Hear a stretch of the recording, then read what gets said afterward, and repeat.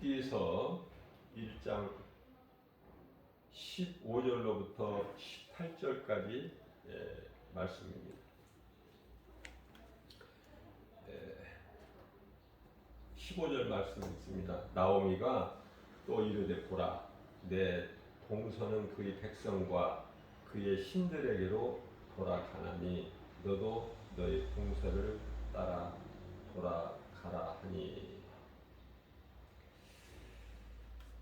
룻이 이르되 내게 어머니를 떠나며 어머니를 따르지 말고 돌아가라 강권하지 마옵소서. 어머니께서 가시는 곳에 나도 가고 어머니께서 머무시는 곳에서 나도 머물겠나이다. 어머니의 백성이 나의 백성이 되고 어머니의 하나님이 나의 하나님이 되시리니 어머니께서 죽으시는 곳에서 나도 죽어 거기 묻힐 것이라. 만일 내가 죽는 일 외에 어머니를 떠나면 여호와께서 내게 벌을 내리시고 더 내리시기를 원하나이다 하는지라. 나오미가 룻이 자기와 함께 가기로 굳게 결심함을 보고 그에게 말하기를 그치니라. 아멘. 오늘 이 말씀으로 은혜를 나누려고 합니다.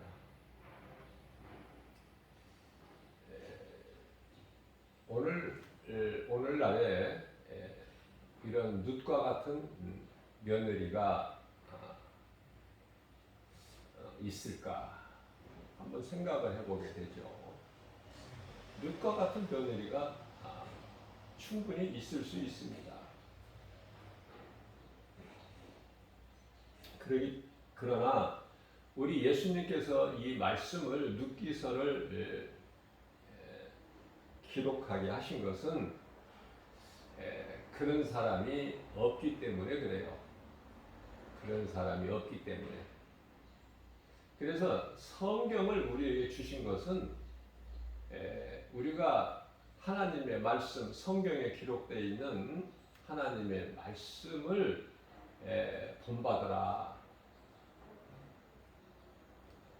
그래서 이렇게 기록하게 하신 줄로 믿습니다.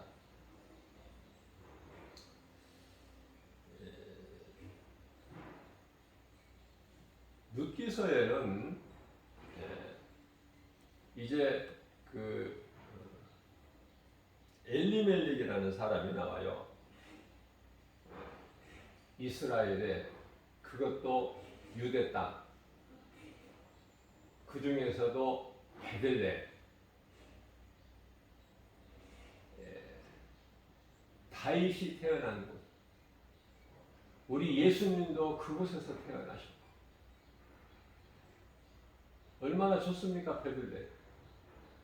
저는 성지순례를 가보지를 않았기 때문에 말씀을 통해서만 믿을 뿐이고 알 뿐이지 가보지는 않았어요. 그러나 말씀이 믿어지기 때문에 한 번은 가고 싶은 마음도 있어요. 그러나 많은 물질이 소요가 되기 때문에, 많은 물질이 따르잖아요. 정말 그 많은 그 물질을 성지순례 하는데 쓰는 것이 하나님 예수님께서 기뻐하실까? 아니면 그 돈으로 복음 전하는데 한 영혼이라도 살리는 일에 힘쓰는데 쓰는 것이 오히려 예수님께서 기뻐하시지 않을까? 늘 갈등해요. 저도 사람인지라 왜 가보고 싶은 마음이 없겠습니까? 일생에 한 번인데. 그러나 하나님의 말씀에 그냥 적고 또 적고, 그러나 안 간다고 할 수는 없어요. 갈 수도 있어요. 왜냐면은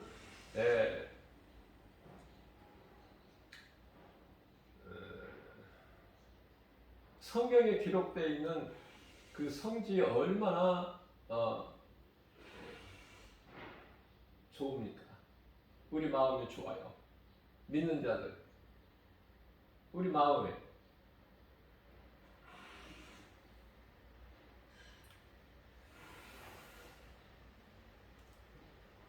모든 것은 이제 나의 생각과 나의 행하는 모든 발걸음까지도 하나님의 뜻대로 성령님이 인도해 주시니까, 말씀의 능력이 이끌어 주시니까 나는 어떻게 장담할 수가 없어요. 성령님이 이끌어 주시는데.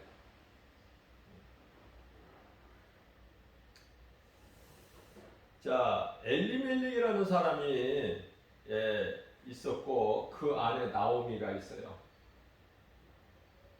그리고 그들에게서 난 두 아들이 있죠.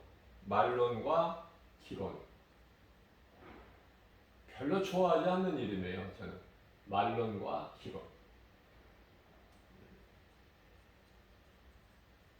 왜냐하면 하나님께서 기뻐하시지 않는 자들이기 때문에 죽이신 거예요.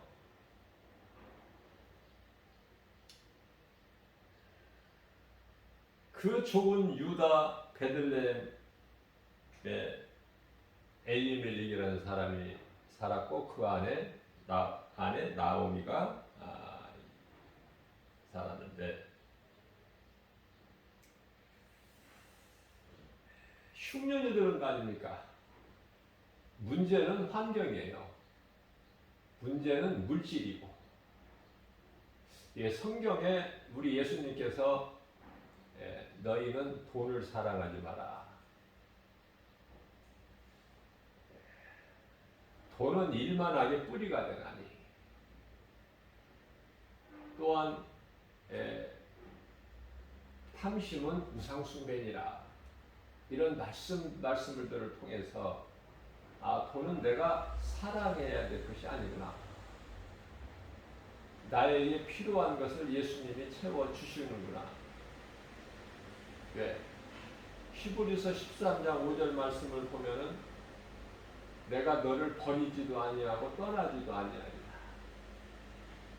날마다 쓸 것을 주신다는 거 아닙니까? 이스라엘 백성들이 광야에서 하나님이 주시는 뭔지 알지도 못하는 만나, 그것을 매일 주시는데 안식일 전날에는 안식일까지 얻을 수 있는 양을 주셔요. 놀랍지 않습니까? 그래서 안식일 전날에는 안식일 날 먹을 것까지 이틀분을 가서 주워가지고 오는 거야. 그런데 의심하는 자, 하나님의 말씀을 믿지 못하는 자들은 많이 주워가지고 와요. 많이 얻어가지고 와. 그래서 집에 쌓아놔. 그런데요,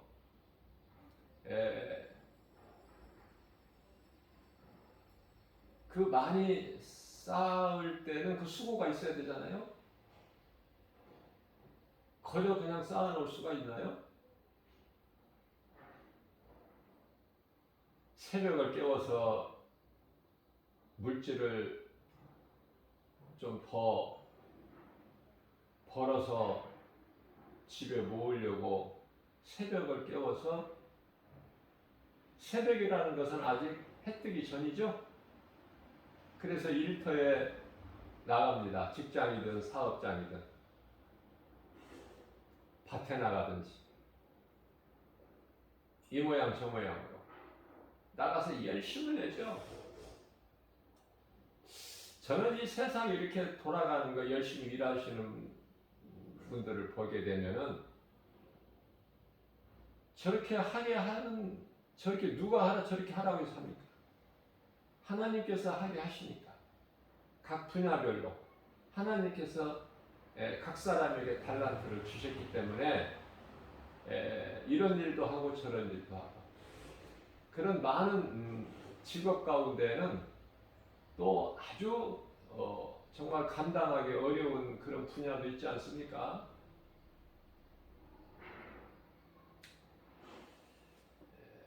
하나님께서 하셨기 때문에 다 그 일들을 해야 되고 세상이 이렇게 돌아가는구나.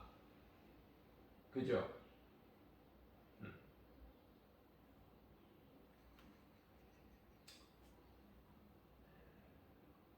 그러한 일상적인 것이고 너무나도 당연한 거지만 너무 쉬운 거지만은 그런 것을 이 생활 속에서 깨닫게 되는 거예요.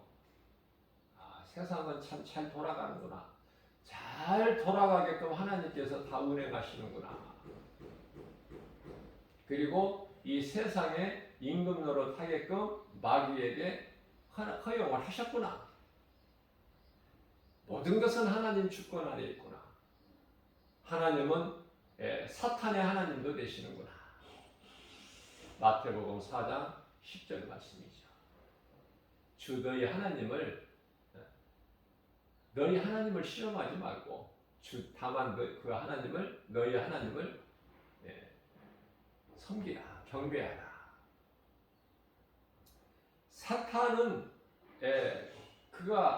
그놈이 하고 싶어서 하는 것이 아니라 앞서 말씀 전한 대로 하나님께서 루시퍼에게 그 악역을 맡겨주셨기 때문에 그 일을 충실하게 한 거예요. 바로가 그렇게 하고 싶어서 하는 것이 아니라 하나님께서 그 일을 하게끔 맡겨주셨기 때문에 그 일을 하는 거예요. 다시 말하면은 연출자죠, 연출. 연출자가 그 각본대로 감독 지시에 따라서 연출하지 않습니까? 같은 맥락이에요. 그렇게 이해를 하면은 쉬워요. 어려울 것이 없어. 세상이 왜 이렇게 힘드냐고 물어볼 것이 없는 거예요. 예수님이 다시 이제 오실 날이 돼서 이렇게 힘들구나. 세상이 강팍하고. 마태복음 24장 11절에 간단하게 말씀해 주시잖아요, 결론을. 많은 거짓 선지자들이 나타나서 불법의 행함으로 12절, 13절까지 말씀을 보면은 사랑이 식어져 버려서 그래. 하나님 사랑도 식어져서 교회를 다 떠나고 또 이웃 사랑도 식어지고 사랑이 없어요. 그래서 어때요? 세계적으로도 마찬가지지만 우리나라만 보더라도 이상한 일들이 많이 일어나잖아요.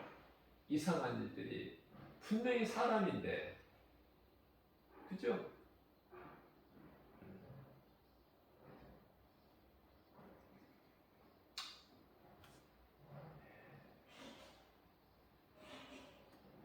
감옥에서 오랫동안 수감 생활하고 또 이제는 그 어떤 목사님을 통해서 서신을 주고받고 하고 목사님이 또 그 감옥에 또 면회도 여러 번 갔을 것이고 또 편지를 통해서 서신을 통해서 주고받고 그래서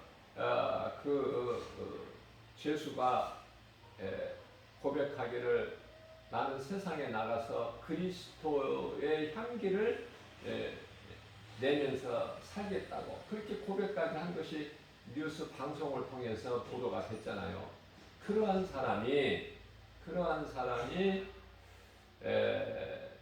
세상에 나와 보니까 살기는 힘들고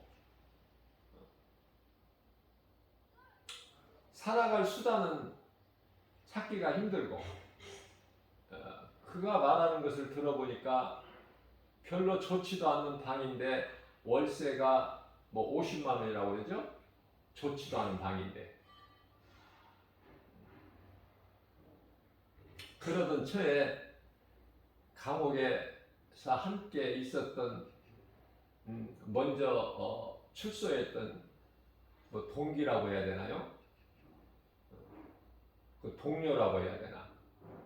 하여튼 그렇게 감옥 생활 함께 있던 사람이 찾아와서 한번 또 우리가 시작해야 되지 않겠느냐 이렇게 했다는 거 아닙니까? 그래서 살기도 힘든 터에 오직 할 것은 그거밖에 없다는 거예요. 얼마나 안타깝고 불쌍하고 회개하고 하나님께로 나오면 사는데 교회는 잊어버리고 목사님이라는 것도 잊어버리고 목사님한테는 연락도 안 했는지 결과적으로는 또 뭐 여러 명을 죽이고 다시 감옥에 수감됐는데 취재하는 기자들이 뭐 할 말이 없느냐. 그러니까 더 많은 사람을 죽이지를 못해서 하니라. 자, 이게 정말 분명히 사람인데 왜 이와 같이 다른가? 이 사탄, 이는 마귀한테 붙잡히면은 인생이 이렇게 되는 거예요. 도둑질하고 죽이고 멸망시키는 거. 그렇잖아요. 왜 마귀의 말을 듣고 마귀에게 속아서 사느냐 그 말이에요. 모든 사람은 마귀에게 속아서 죄인이 됐잖아요. 아담을 통해서. 그죠? 그러나 이제 우리는 예수 그리스도를 통해서 생명을 얻었지 않습니까? 내가 생명을 얻었으면은 내게는 생명이 있는 자잖아요. 그러면 생명이 있는 자는 또 다른 생명을 낳잖아요. 그래서 그게 이웃사랑이고 전도 아니냐고 말이에요. 전도. 아무리 외쳐도 예수 믿어라. 때가 다 됐다. 외쳐도 누가 듣느냐고 말이에요. 눈에 보이는 세상이 너무 확실한데.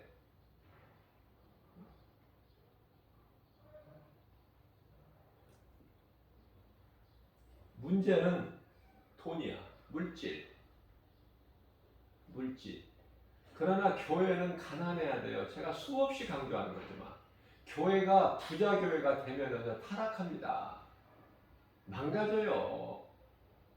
성도들 영혼 사랑이 없어져. 그래서 목사가 부자 목사가 돼.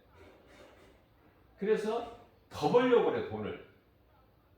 성도들의 헌금을 통해서 더 벌려고 그래. 그래서 교회를 다른 교회보다 내 교회가 제일 크리라. 더 넓게 진짜. 지금도 많은데 또 풍년이 쌓을 곳이 없구나.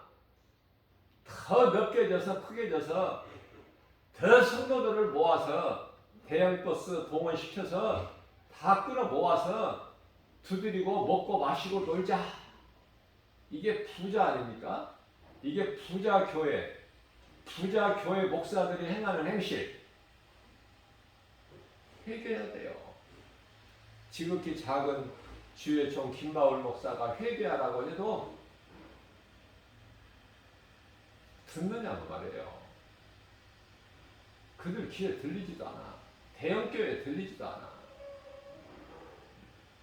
큰 교회 다니는 것을 자랑한다니까요.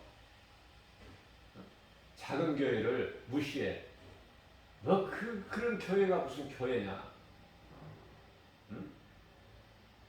교회는 이 정도 건물을 가지고 있어야지.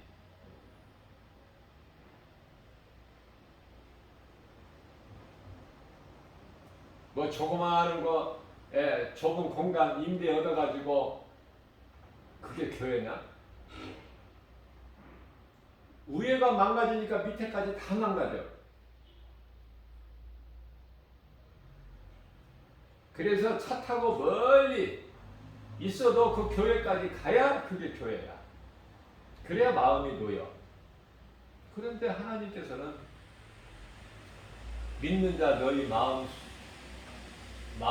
마음에 하나님의 나라가 이루어졌고 너희 몸이 하나님의 계시는 성전이라. 그걸 너희가 알지 못하느냐?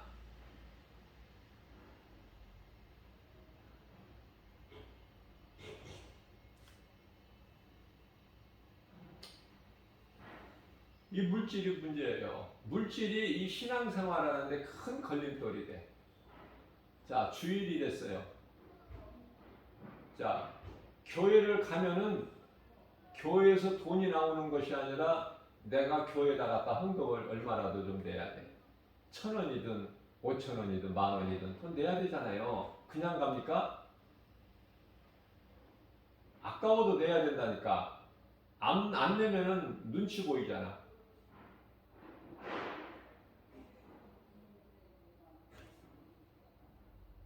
그런데요, 교회 안 가고 내가 일하는 직장을 가서 일을 하면은 특권 수당이 나와. 또 사업장에 가서 문을 열고 영업을 하면 돈을 또 벌어. 몇십만 원을 번다. 그러면 어떻게 교회를 나갈 수가 있어요? 그래서 교회는 그러한 사람들이 흔히 두고 하는 말이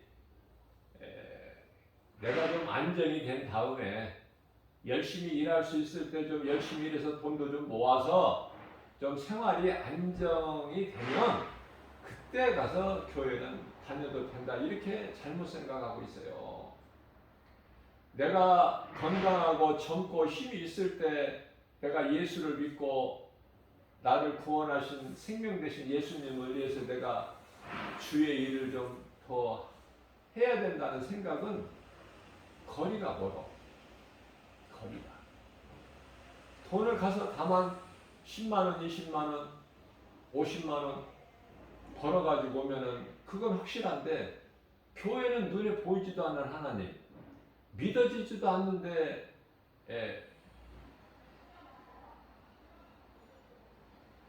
많은 하나님의 말씀을 들으려니까 힘들죠. 그래서 우리는 믿음이 자라야 돼요. 물론 내 힘과 의지와 결단, 노력, 수고로 믿음이 자라지는 것은 아니지만은 하나님 말씀을 보면은 로마서 10장 17절인가요? 믿음은 들으면서 나며 들음은 하나님의 말씀이라다. 그렇잖아요. 들어야 되는 거예요. 세상 속담에 서당께 3년이면 풍어를 눕는다는 말이 있죠. 들어야 되는 거예요. 하나님 말씀이에요. 믿음은 들으면서 난다. 들어야 돼. 듣고 또 듣고 또 듣다 보면 이제 어느 순간에 말씀이 딱 깨달아지는 순간이 와. 그래서 사람이 돈을 사랑하면은 사람이 취해져요. 목사들도 돈을 사랑하면 사람이 취해지더라고요. 어디 가서 밥 한번 사주도 못해 떳떳하게. 늘 없어가지고 늘 얻어먹고 다녀. 네? 성도들이 가지고 본 헌금에만 관심이 있고, 성도들 헌금을 관심 가지고 사랑하지 말고, 돈 사랑하지 말고 성도 영혼을 사랑해 보세요. 어떻게든지 말씀을 좀 그 속에 넣어주려고 한번 힘써 보세요. 그러면 목회하는데 필요한 모든 물질을 하나님이 주신다니까요. 그 시시하게 그 성도들 바라보지 말고 하나님이 주시면은 부족함이 없게 주시거든요. 그러한 것을 체험을 하게 되는 거예요. 체험을. 하나님은 살아계시다면서, 능치 못함이 없으신 전지전능하시다면서, 그죠? 그럼 하나님을 왜 안 믿어? 그 하나님을 믿는 믿음은 어디 갔어? 입으로는 그렇게 하면서, 입으로는 하나님은 살아계시다, 나와 함께 계신다. 그 하나님이 없는 거야. 정작 생활 속에서는. 어떻게 된 거야 이게? 안 맞아, 말과 행실이. 그래서 하나님께서 이들을 가증하게 보시는 거예요. 요한계시록 3장 16절에서 너희가 뜨겁든지 차갑든지 하라. 그죠? 가증해서 내가 토해버린다고 말씀하시죠. 자, 그래서 이 엘리멜렉이라는 사람은 그 유대 땅 베들레헴에 사는 사람 아닙니까? 그의 아내 나오미가 있고 그의 아들 말론과 기론이 있는데 부족함이 있습니까? 그런데요, 그 그 베들레헴에 흉년이 들은 거야. 그 흉년을 못 참어. 못 참어. 그러니까 내가 좋을 때는 하나님을 믿는데 내가 좀 고난이 있고 어려움이 있으면 하나님은 온데간데가 없어. 그래서 엘리멜렉에게는 하나님이 없는 거야.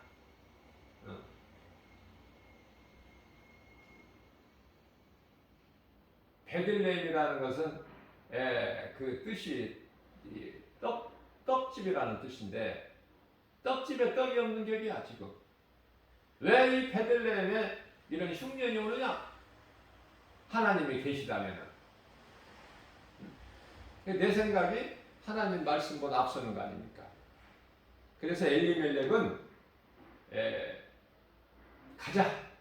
여기를 떠나야 우리가 산다. 여기를 떠나야 우리가 산다. 그래서 아내와 두 아들을 데리고 어디로 갑니까? 이방 나라. 하나님께서 가증히 여기는 그것도 모압 족속. 아브라함의 조카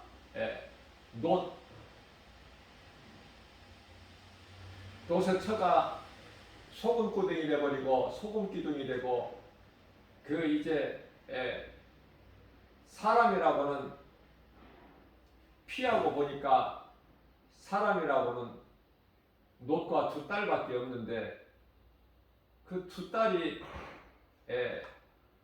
우리가 아버지하고 동침해서 아이를 낳자 자식을 낳자는 거 아닙니까? 아버지와 동침해서 아버지와 동침. 참나 성경에 이런 말씀 기록되어 있는 거 정말 부끄러워. 아버지와 동침해서 우리가 자식을 낳자. 둘이 합의된 거 아니에요? 큰 딸과 작은 딸이. 그래서 어떻게 해요? 아버지를 술 취하게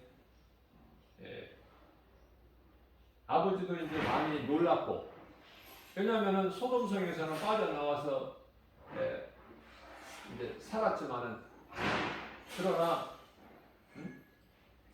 그 두렵잖아요. 또 많은 스트레스, 또 많은 또 생각, 고민. 이제 딸들이 주는 술을 홀짝 이제 많이 마셨겠죠. 취해가지고 아무것도 몰라. 그러한 아버지에게 들어가서 동침을 한 거 아닙니다.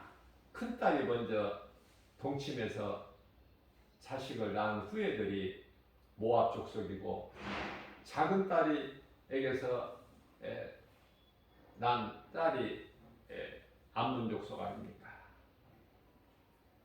자, 그래서 엘리멜렉이 가족을 데리고 어디를 갔어요? 모압 지방에 간 거야. 모압 지방의 족속들은 누구 후예라고 그랬어요? 아버지와 동침해서 큰 딸이 낳은 그 후예들이야. 모압 족속. 그 모압 지방에 간 거야. 되어지겠습니까? 그 인생이? 되어지겠느냐 그 말이에요. 죽을 짓을 한 건데 엘리멜렉이 그 모압 지방으로 갔어요. 가니까 이제 어떻게 돼? 그 두 자식을 이제 아들을 말론과 기론 결혼해야 되잖아. 장가 보내야 되잖아. 자, 그럼 이제 모압 여인하고 이제 결혼을 하게 되잖아요. 자연스럽게. 그래서 모압 여인하고 결혼해. 자, 엘리멜렉이 죽습니다. 하나님이 죽이셔요. 엘리멜렉이 회개한 것이 있습니까? 성경에? 엘리멜렉을 죽이시고 또 그 이후에는 또 두 아들을 다 죽이셔요. 하나님께서. 그럼 누가 남아요? 누가 남습니까? 이제 과부들만 남은 거야. 뭐 어렵게 말할 필요가 없어. 과부. 그래서 나오미, 시어머니 그 나오미 과부지. 또 그 두 며느리 과부들이지.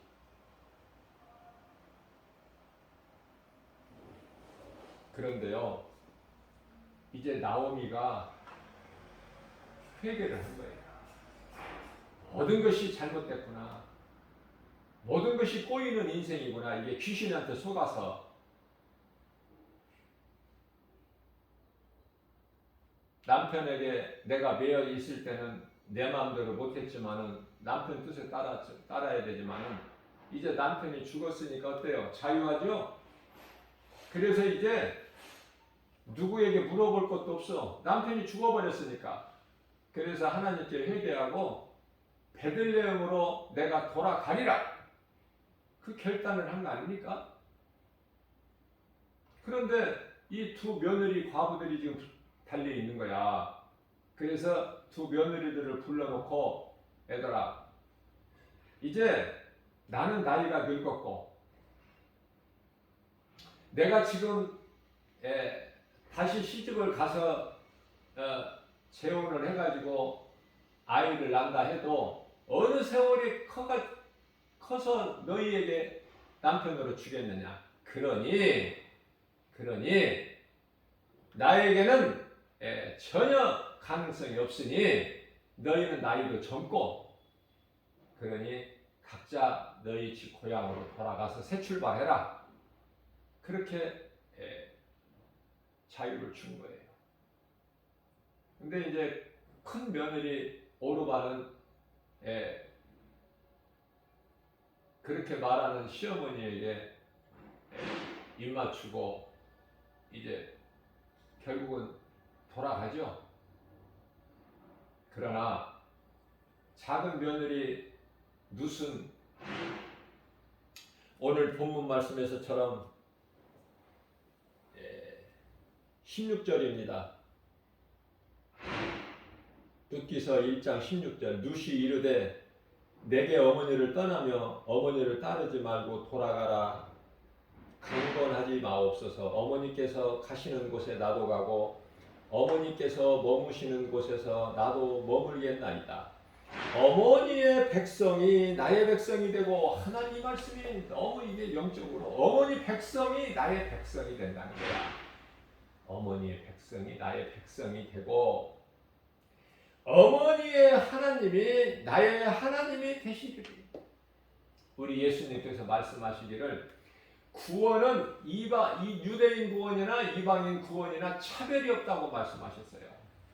차별이 없는 정도가 아니야. 우리 예수님은 죄인을 부르러 오신 거야. 마태복음 9장 12절 13절 나는 죄인을 부르러 왔노라. 의인을 부르는 게 아니야. 나는 내가 죄인이구나. 나는 영원히 멸망할 수밖에 없는 사망 가운데 있는 죄인이구나. 내가 죄인인 것을 깨달을 때 내가 비로소 회개하고 우리의 구원 되신 예수 그리스도께 나올 수 있는 거 아닙니까? 어머니의 백성이 나의 백성이 되고 어머니의 하나님이 나의 하나님이 되시고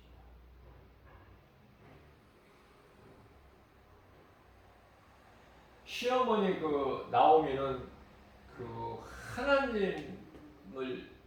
하나님을 믿는 것을 며느리들이 알고 있어요. 성경에는 구구절절 자세하게 기록이 안 돼 있지만은 왜 그런 이야기를 나오미가 안 했겠습니까? 며느리들에게. 그러니까 어머니의 백성은 나의 백성이 되고 어머니의 하나님은 나의 하나님이 되십니다. 이런 신앙 고백. 모든 죄에서 돌이키고 이렇게 꼬여진 인생 이것이 사망의 문턱에 이르게 된 것이 이것이 시작이 잘못됐구나. 이게 귀신한테 속아서 여기까지 온 것이구나. 그래서 이걸 빨리 깨달아야 돼요. 깨달을 수 있는 것은 하나님의 말씀밖에 없어요. 복음의 능력. 그런데 이 이방 여자 무슨 하나님 말씀을 어떻게 알아요? 시어머니 나오미를 통해서 하나님의 말씀 복음을 들은 거 아니냐고 말이에요. 제 개인적인 추측이고 상상이지만은 이거 맞는 거예요. 성경적으로.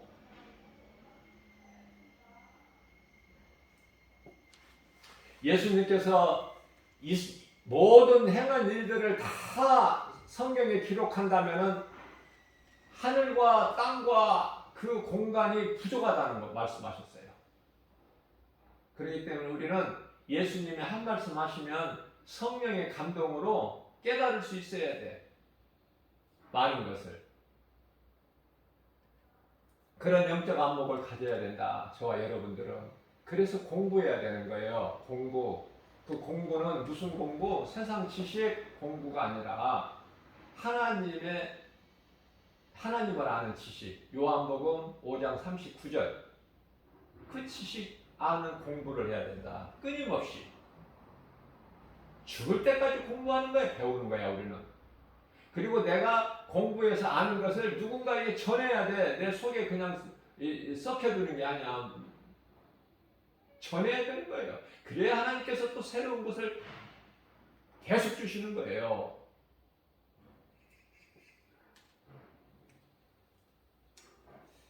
(17절입니다) 어머니께서 죽으시는 곳에서 나도 죽어 거기 묻힐 것이라. 어머니가 베들레헴으로 가시면 나도 가서 거기에 어머니가 묻히는 곳에 죽으시는 곳에서 나도 거기 묻힐 것이라. 만일 내가 죽는 일 외에 어머니를 떠나면 하나님께서 내게 벌을 내리시고 더 내리시기를 나는 원하나이다. 그렇게 대답한 거예요. 이런 신앙이 어디 있습니까? 이런 신앙. 아름답고 놀랍고 하나님을 기쁘시게 하고. 그죠? 자, 그렇게 하나님을 사랑하는 신앙을 갖고만 있으면, 갖기만 하면, 그렇게 말하고 믿고 행하면 하나님은 가만히 계시는 분이 아니야. 일하시는 분이야. 어떤 일을 하셔요? 마태복음 1장에 보면은 그리스도의 계보가 나오는데요.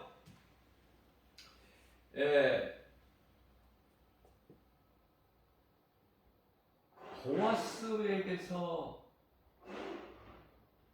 아들을 낳는데 누가 보아스에게서 아들을 낳아? 이 룻이 보아스에게서 아들을 낳아요. 보아스와 결혼해가지고. 이런 기적이 어디 있습니까? 하나님은 기적의 하나님이야. 그 하나님을 우리는 기대하는 거야. 오늘은 어떤 기적이 있을까 나에게. 그런 설레는 마음으로 어린아이 같이 그렇게 살아보시란 말이에요. 하루하루를 좋은 사람 만나게 해주시고 좋은 일 있게 해주시고 하나님의 성령의 역사니까. 그래서 보아스를 통해서 오벳을 낳잖아요. 오벳을. 그런데 그 오벳은 또 누구를 낳아요? 다윗의 아버지 이새를 낳잖아. 이새는 다윗을 낳고 다윗의 혈통으로 예수님이 오시잖아. 성령으로 잉태해서. 육으로는 다윗의 혈통으로 베들레헴에서 태어나시잖아. 다윗의 동네 아닙니까? 베들레헴이. 자, 그러면은 이 보아스를 통해서 오벳을 낳는데 밑으로는 이제 그렇고 오벳을 통해서 이새가 태어나고 이새를 통해서 다윗이 태어나고 다윗의 혈통으로 예수 그리스도께서 오시는데, 자, 우리가 그 일을 한번 보자고요. 보아스 일을 보면은 누가 나와요? 여러분들 찾아보기 쉬워. 마태복음 딱 1장에 있으니까 처음부터.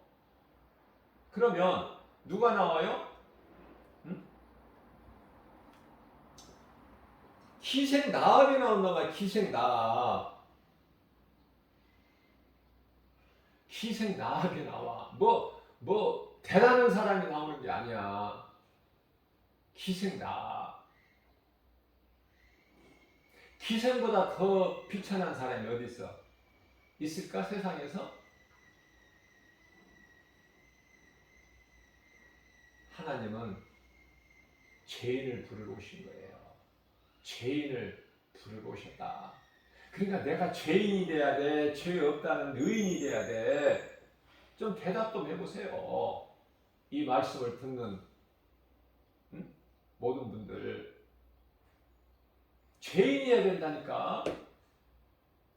내가 이런 일을 해서 내가 의롭다 자랑하지 마시고, 그래서 그게 세리의 기도잖아요. 누가복음 18장 8절에 주여 나는 죄인이로소이다. 감히 죄인이라서 하늘을 우러러보지도 못해.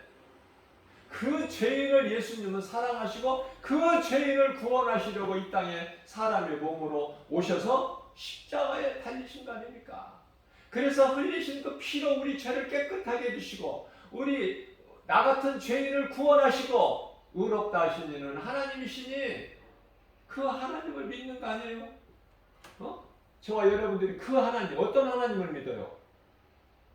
제가 믿는 하나님과 여러분들이 믿는 하나님이 다릅니까? 이 말씀을 듣는 모든 자들은 복 있는 사람이에요. 아무나 들을 수 있는 게 아니야. 하나님께서 택하셨기 때문에 이 말씀을 듣게 하시는 거예요. 응?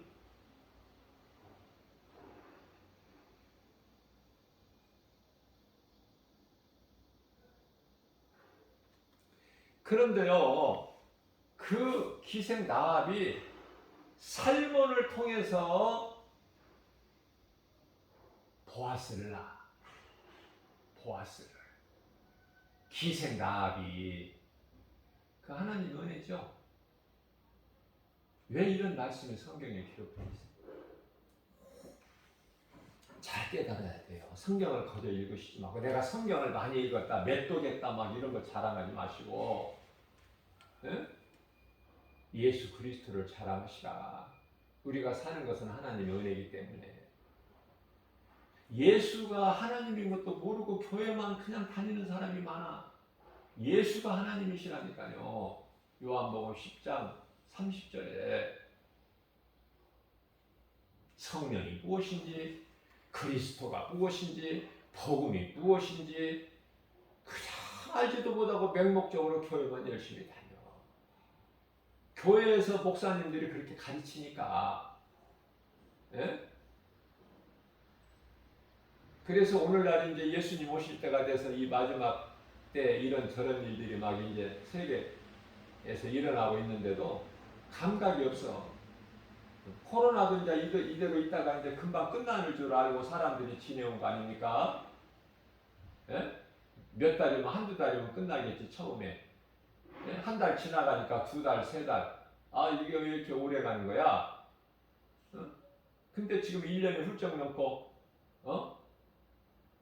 1년 반도 넘고 이제 2년째 접어들고 있잖아. 몇 달 있으면 2년 되잖아요.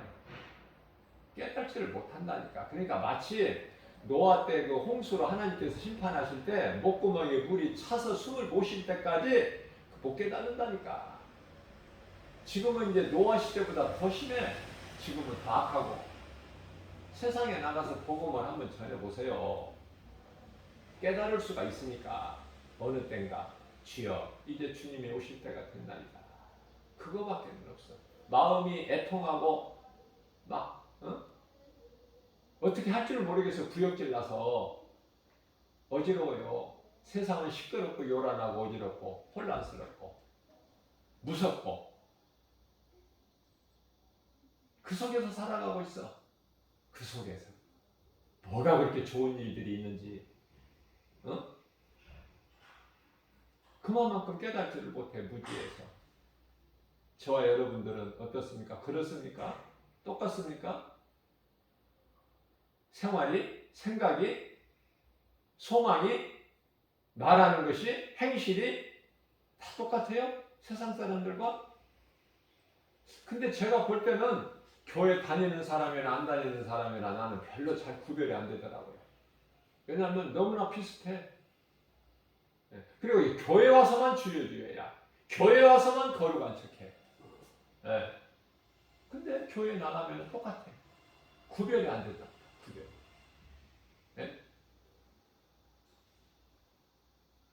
목걸이는 그냥 그럴듯하게 십자가를 걸고 다니면서 예수는 몰라. 목걸이 십자가 멋있게 걸고 다니는 사람한테 예수 믿으세요, 전도지를, 예수 명함을 내밀어도 반응이 1%도 없어. 그냥 그게 하나의 장식이야. 장식. 부적 같은 거. 믿음은 없지만 그냥 몸에 지니고 다니고 목에 걸고 다니고 그러면 되는 거야. 차에다가 그냥 성경 싣고 다니고 십자가 걸고 다니고. 이제 그게 지켜준다는 부적이 하나예요. 그걸 깨버리셔야 돼요. 응? 그걸 깨버려야 된다. 예수 이름으로. 예수 피가 보혈이 내 속에 있어야지. 십자가가 그리스도 십자가가 내 속에 있어야죠. 응? 정작 믿음은 없고. 누께서 1장 18절 말씀입니다. 나오미가 그 둘째 며느리 룻의 신앙을 고백하는 것을 듣고 18절 나오미가 룻이 자기와 함께 가기로 굳게 결심함을 보고 그에게 말하기를 그치니라. 더 이상 말을 안 했죠.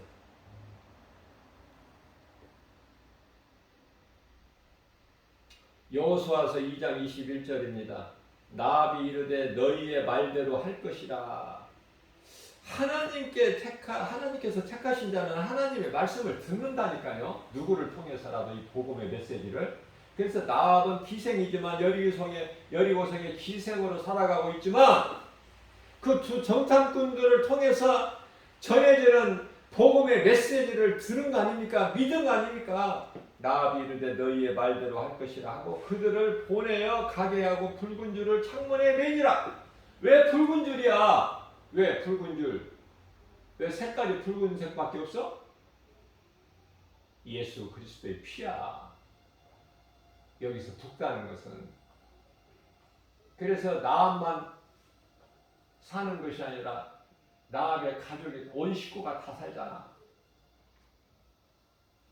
그래서 사도행전 16장 31절에서는 대표적인 말씀이죠. 주 예수를 믿으라 그리하면 너와 내 집이 구원을 받으리라. 내가 예수를 믿으면 가족을 구원에 이르게 해야 되는 거예요. 이게 하나님의 방법이에요.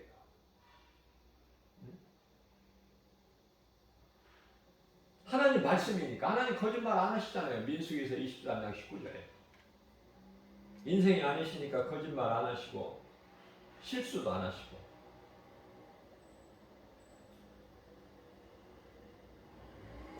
목사도 말씀은 이렇게 전하지만은 목사도 이러한 삶을 다 살지를 못해요. 사람이잖아. 아니 다윗도 그 삶을 다 살지를 못했잖아. 속에 죄성, 악성, 독성 때문에. 그래서 하나님께 크게 범죄했잖아. 돌이킬 수 없는. 그러나 시편의 6편 6절에 눈물로 자기 침상을 띄울 회개가 있었잖아요. 하나님 기쁘게 받으시고. 그죠? 베드로는 예수를 모른다고 3번 부인했는데 그거보다 더 큰 죄가 어디 있어? 예수를 모른다고 한 번 실수로 부인한 것이 아니라 3번 부인했는데 그보다 더 큰 죄가 또 있나요? 응?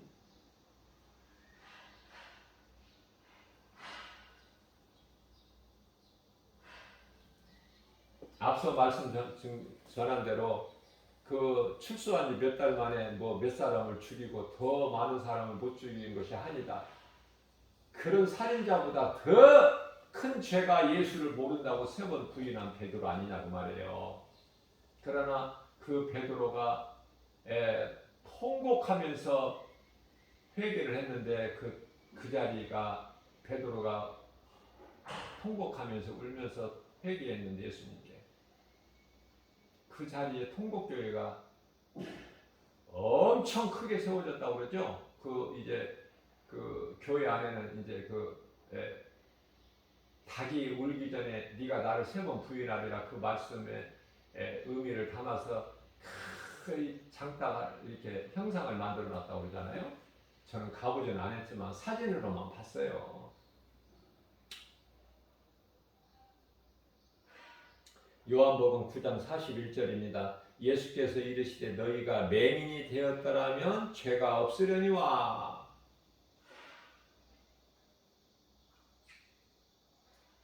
날 때부터 맹인은 죄가 없어. 예수님의 말씀이. 그런데 너희는 맹인이 아니라 본다 하니 너희 죄가 그대로 있다. 예수님 말씀이라니까요.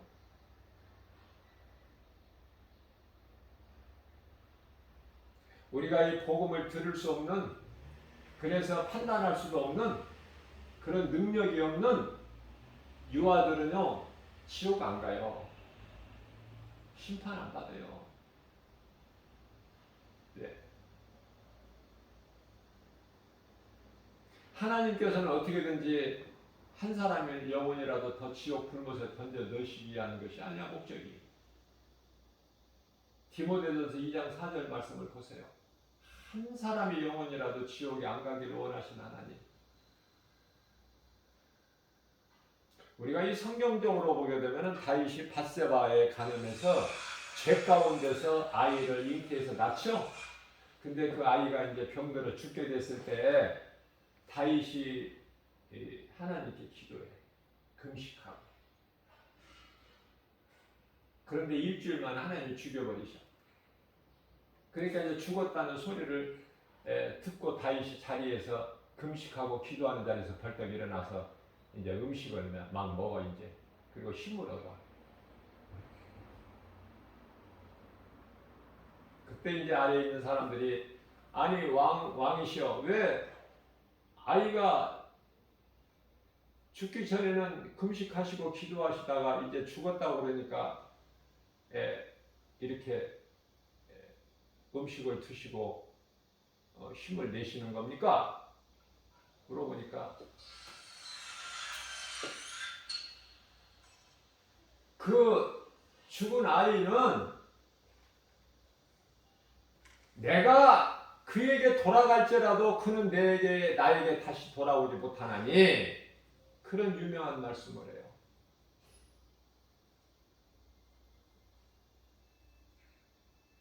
그런 고백을 한 거예요, 다윗이. 거기서 우리가 깨달을 수 있는 것은 아하, 다윗이 그 죽은 아이, 일주일 만에 죽은 아이에게로 돌아갈지라도 그는 내게로 다시 돌아오지 못한다는 거야. 무슨 말씀이에요? 그러면 다윗이 그 아이가 아이 있는 곳으로 갈지라도 그는 내게 다시 돌아오지 못한다고 고백했는데 그럼 다윗이 지옥 갔나요 지금? 그 아이 있는 곳으로 돌아갔어? 그러면 그 아이가 지옥 갔냐고 말이에요. 저는 성령의 감동으로 그렇게 깨달아진 거예요. 누가 가르쳐 주는 것도 없고 어디 어느 이 성경과 관련된 어떤 책에서 이렇게 기록되어 있는 것도 아닌데 성령의 감동으로 사모하는 자에게 하나님은 주신다니까. 성령의 감동으로.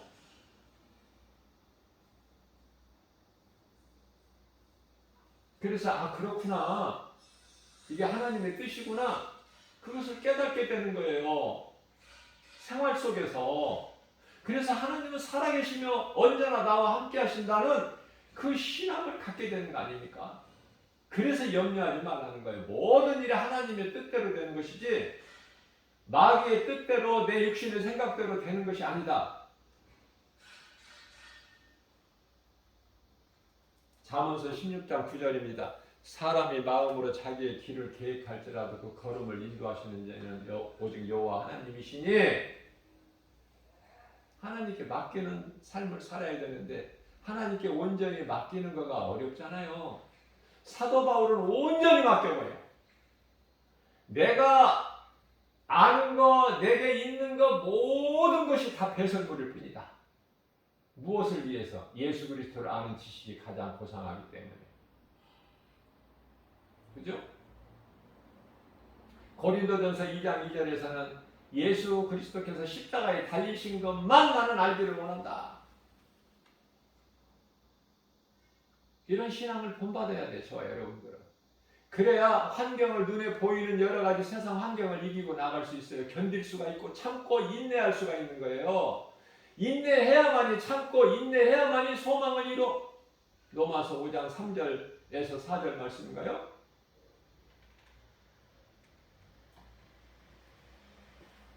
우리가 믿는 것은 무엇을 믿는 것인가? 무엇을?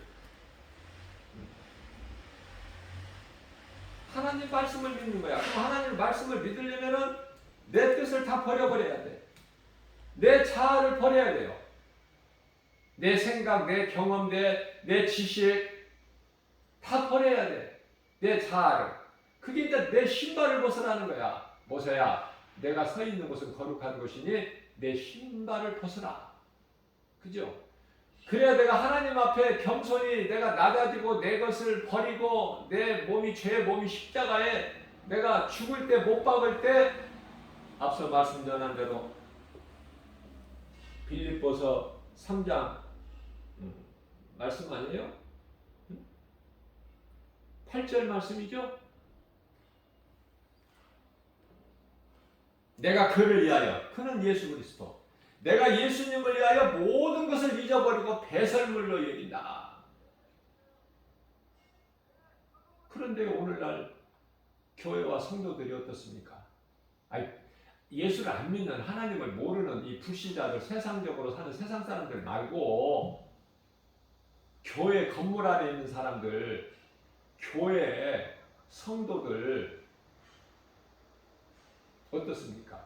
사도 바울이 부활하신 예수님을 다메섹 도상에서 만나고 나서 바울로 변화된 이후에 이런 모든 것을 다 배설물일 뿐이라고 다 버린 것을 그걸 또 더 얻으려고, 그걸 더 붙잡으려고 교회와 목사들이 또 성도들이 부끄럽잖아요. 그런 사람들이 많기 때문에 오늘 이 시간에 지극히 작은 주 예수 제자교회 김바울 목사를 통해서 성령이 말씀하시는 거예요. 지금 부끄러운 줄 알아라. 회개하라. 언제 회개할 거니? 내가 이제 올 때가 다 됐는데.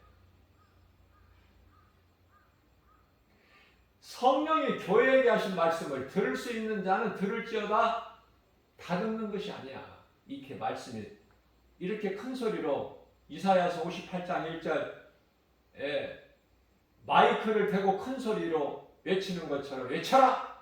그들이 듣고 깨달을 수 있도록. 그래도 다 듣습니까? 응? 전도지 예수 믿으라고 왜 예수를 믿어야 되는가?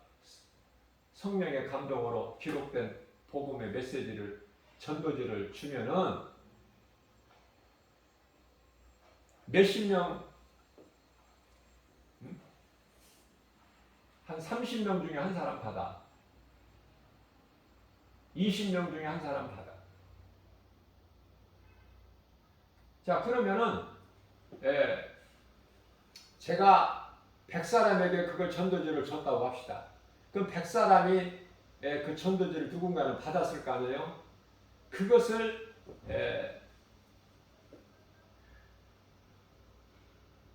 또 휴지통에 버려.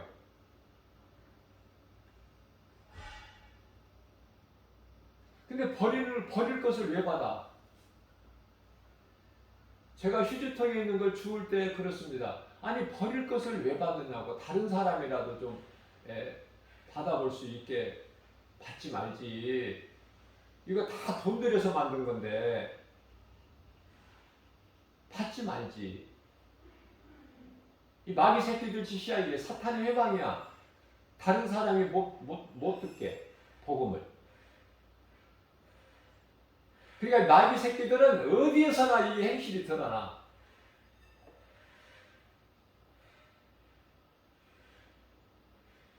그러면 휴지통에 안 버렸으면 나머지 사람들은 그 말씀을 다 읽어보느냐고 말이에요.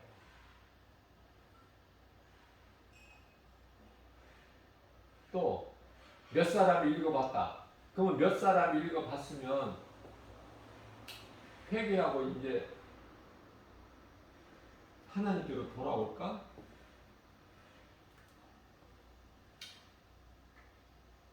제 마음입니다. 하루가 아니라 1년에 한 명만이라도 돌아온다면 하나님께서 얼마나 기뻐하실까? 안 돌아오는 이유가 제가 한번 생각해 보니까 다 이거 뭐 성경에 있는 말이고 내가 다 뭐 그동안에 교회 다니면서 목사님으로부터 다 들었던 말이고 내가 다 아는 말이네. 거기서 끝나. 왜 내가 길을 가다가 이 전도들을 받게 됐고 이 복음의 메시지를 내가 접하게 됐고 그것은 왜 그럴까? 하나님께서 나 돌아오게 하시는구나. 회개하고 돌아오라고 하시는 것이구나. 경고하시는구나. 나를 사랑하셔서 나를 터치하시네. 이렇게 깨닫는 사람이 몇 사람이냐. 그래도 전해야 돼. 그래도 이렇게 영상으로 아무 시설도 장비도 안 갖춰져 있어요. 그래서 대형교회에서 이 영상 설교한 것은 유튜브에 올려지는 거 보면은 얼마나 아름답고 선명하고 깨끗하고 자본도 없고 그렇게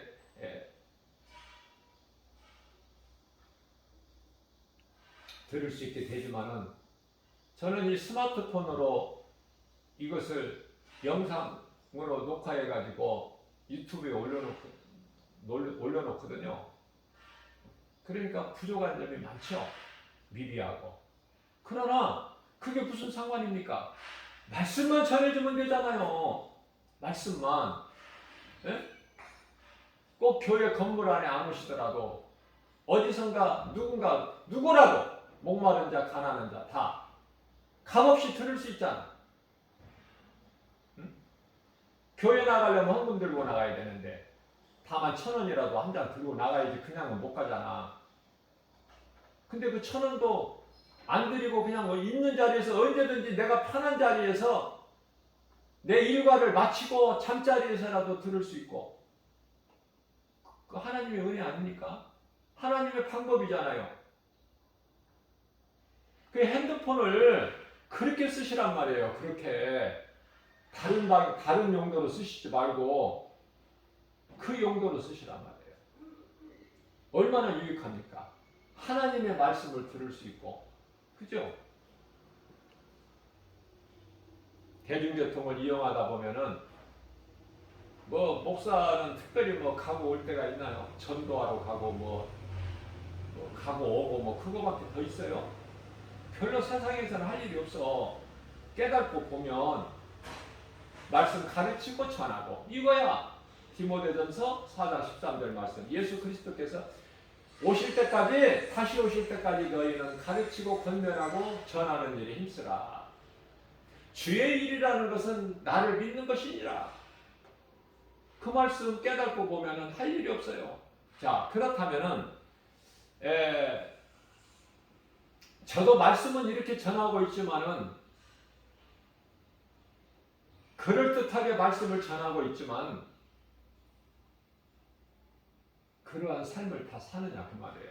못 산다니까. 그래서 날마다 회개한다니까요. 예수님께서 마태복음 13장 10절에서 목욕한 자는 발밖에 씻을 것이 없다. 날마다 회개하라고 그러시잖아요. 겸손한 자가 회개해. 내가 그렇게 못 살았기 때문에 하나님 말씀대로 나는 죄인입니다. 예수님 나를 불쌍히 여기시옵소서. 오늘도 내게 죄와 허물이 있습니다. 그것도 많이. 그러나 예수님 보혈로 씻어 정결케 해주시고 의롭다 하신 이는 하나님이시니 나를 불쌍히 여겨 주옵소서. 그 회개기도 해야 되는 거 아니에요? 회개기도. 우리 예수님이 회개기도 하라고 하시죠. 날마다. 목사라고 해서 어려움이 없습니까? 목사라고 해서 몸이 아프지 않습니까? 어려움이 없습니까? 부자입니까? 물질에 어려움도 없고 가정에 어려움도 없고 교회에 어려운 문제가 없고 그렇습니까? 아니에요. 죽을 때까지 문제는 있고 고난이 있는 거야. 죽을 때까지. 그러나 이런 문제가 없게 해주세요 기도하는 것보다 그 문제를 감당하고 이길 수 있는 믿음 주세요. 그 기도. 문제 없이 어떻게 살아가? 문제 없이. 문제는 없을 수가 없어요. 그 문제를 이겨야지. 문제를. 눈에 보이는 세상 환경을 이기고 나아가는 것처럼 내게 있는 모든 문제를 이기고 나가야죠. 그죠? 성령님이 도와주시니까. 내 힘으로는 못 이겨. 성령님 의지하고 나가는 거야. 모든 것은 하나님의 은혜. 내가 구하는 거 안 들어주신 것도 그것도 응답. 그게 하나님이 기뻐하신 뜻. 그렇잖아요. 사도 바울이 다 깨달았잖아. 사탄의 가시를 교만하지 않게 심어 놓으셨다고 그러잖아. 자기 몸에, 육체에. 사탄의 가시를. 그래서 고린도후서 12장 9절에 그것을 위하여 너무 고통스러워서 주의를 하면서도 이 사탄의 가시 때문에 많이 고통스러워서 그 사탄의 가시를 뽑아주실 것을, 제거해 주실 것을 3번 간절히 기도했지만 하나님께서는 내 은혜가 내게 족하도다. 그게 응답이야. 그러니까 더 이상 이제 그 기도 안 해, 사도 바울은. 내가 약한 것이 강함이라. 나를 교만하지 않게, 하나님 나를 사랑하셔서 하나님을 떠나지 않게 하시려고, 나로 하여금 범죄치 않게 하시려고 나를 붙잡고 계시는구나. 사랑이시구나. 내 은혜가 내게 족하도다.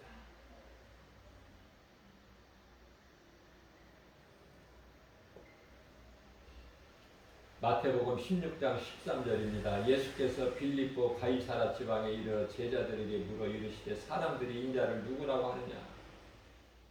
사람들이 인자를 나를 누구라고 하느냐?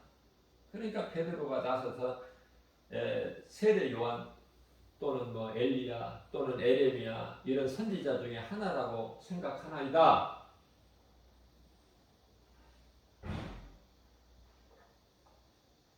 15절에서 그러면 너희는 나를 누구라고 생각하냐? 사람들은 그렇고 나를 따르는 많은 무리들이 그렇게 생각을 하고 있고 알고 있고, 그러면 너희들은 나를 누구라고 생각하느냐?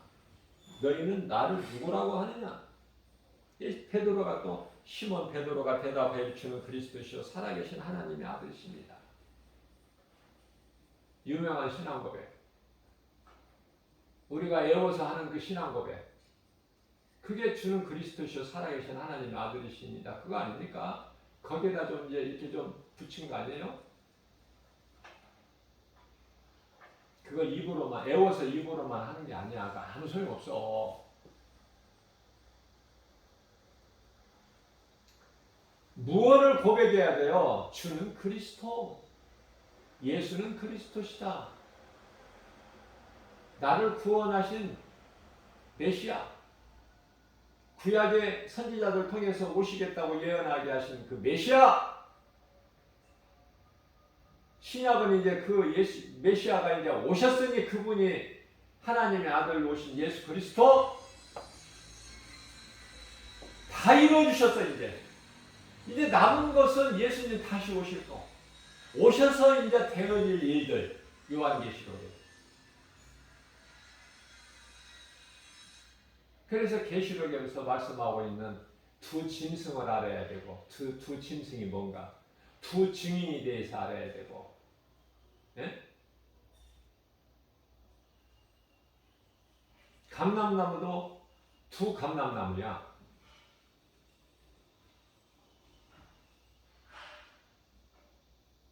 그 무엇인가 알아야 되고,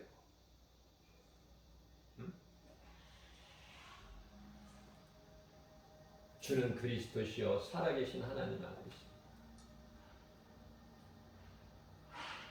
제자들에게도 고난이 있고 죽기까지 고난이 있고 성경에 다 기록되어 있지는 않지만 얼마나 고난이 많았습니까?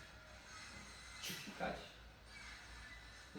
마침내 베드로는 이렇게 고백했던 베드로는 십자가에 거꾸로 달렸어요.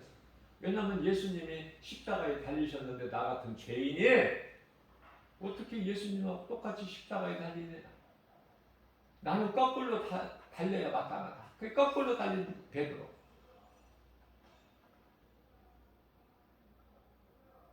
성도들은 목사님한테 목사님 이런 문제 저런 문제로 이렇게 어렵고 저렇게 어렵고 문제가 이런 문제 저런 문제 그렇습니다. 늘 우는 소리 해도 목사님은 다 받아줘야 돼. 목자니까. 양들을 돌보는 목자니까 다 돌봐주고 기도해주고 말을 애로사항을 힘든 것을 문제를 들어주고 기도해주고 힘을 주고 위로해주고 상처를 싸매주고. 자, 그러한 목자는 오늘날 목사는 그러면은 어려움이 없느냐고 말이에요. 어려움이 없다면 그 목사 참 목자 아니야. 그리스도인이 아니라니까. 사도행전에서 나오는 사도들의 그런 삶을 살지를 못한 거예요.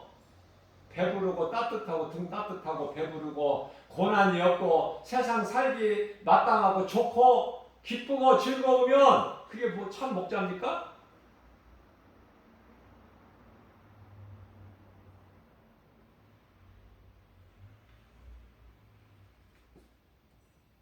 목자는 어려움이 있어도 몸이 아프다고 말도 못해.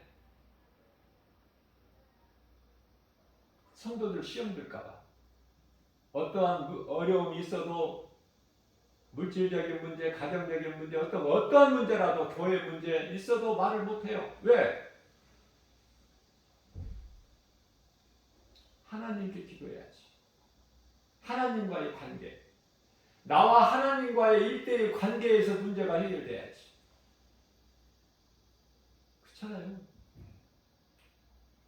그래서 목사들도 어려움이 없어서 말을 안 하는 것이 아니다.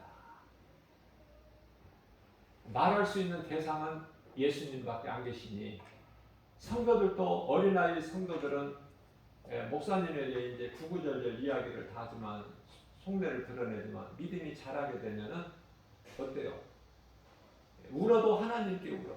예수님 앞에서 울지 사람 앞에서 울지 않아. 우리가 기도를 해도 주여 나는 죄인입니다. 나를 불쌍히 여겨 주옵소서. 그거보다 더 겸손하고 좋은 기도, 예수님이 기뻐하시는 기도가 있을까?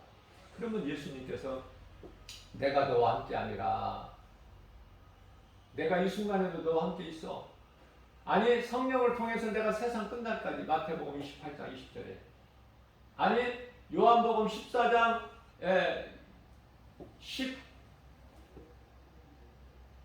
16절에서 영원토록 내가 너와 함께 함이니 낙심하지 말고 두려워하지 말고 심은 대로 거두리라. 선을 행하도 낙심하지 마라. 선을 행하고서 낙심하지 마라. 심은 대로 거두리니 갈라디아서 6장 9절 말씀. 심은 대로 거두는 거예요. 오늘 또 하루를 살면서 하나님의 말씀을 이렇게 이제 우리가 믿음으로 받았으면 이제 나머지는 행해야 돼. 행하지 않고 내 머리에 지식으로만 딱 가두어 놓으면 그게 무슨 빛이야. 그게 무슨 소금이고. 내가 살고 나를 살리신 예수 생명이 내 안에 있으면 내가 누군가 영혼을 또 살리는 일에 힘써야 되는 거 아니에요? 광야 같은 인생 세상에 나가서 예수 믿으라고. 이제 그러다가 천국 가야지. 이제 예수님 오실 때가 다 됐는데 무엇을 더 미련을 가지고 연연해? 세상 거 다 불타버리고 없어질 건데 돈 많이 들여서 아름답게 지은 이 교회 건물은 남아있나?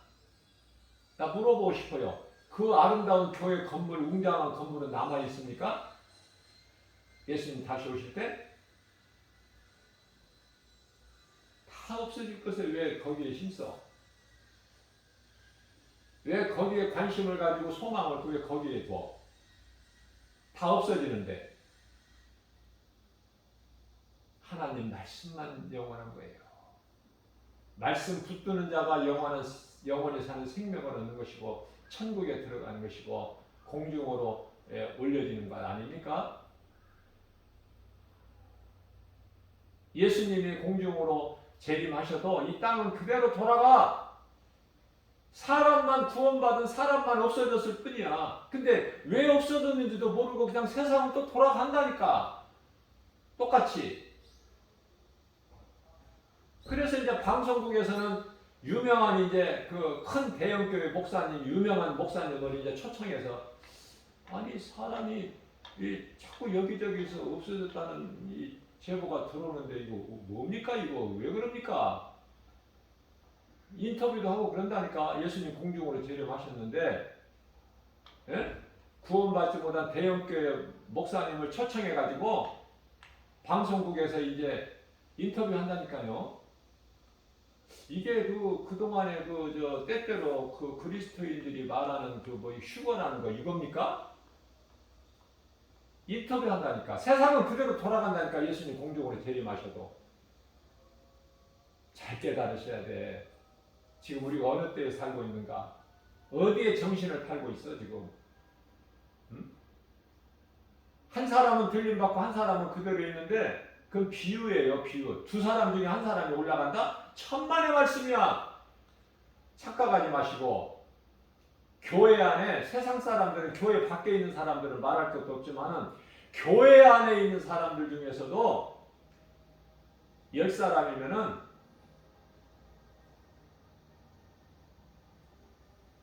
저는 한 사람이라고 말하고 싶은데,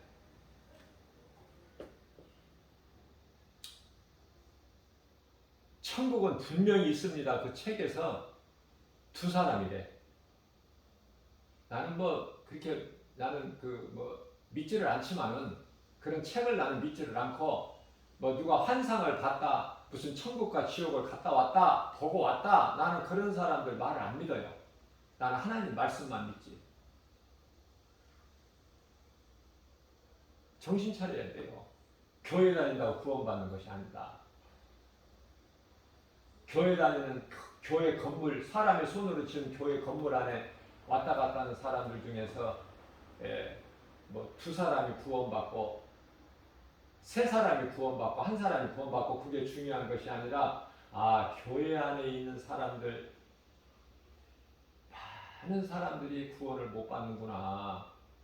적은 숫자만 구원받는구나. 그거 한번 생각해 보자고요. 정신이 팍 나잖아. 하나님의 말씀 진리의 복음으로 허리띠를 졸라맬 수밖에 없는, 그죠? 오늘 또 새벽을 깨워서 성령님이 이렇게 말하게 하신 거 하나님의 은혜예요. 이 말씀 듣는 자들 복 있는 사람이고, 말씀을 듣고 회개하고 그리스도께로 돌아오는 자. 그동안에 내가 느슨하게 신앙생활을 한 건지 종교생활을 한 건지 잘 분별하지도 못한 그저 그렇게 안일하게 살아왔다면, 이제 이 말씀을 듣고 깨닫고 내가 이제 주님께로 온전히 돌아올 수 있는, 사울이 바울로 변화되는, 그래서 주님이 예비하신 면류관을 받을 수 있는 저와 여러분들 모두 다 되시기를 주님의 이름으로 축복합니다.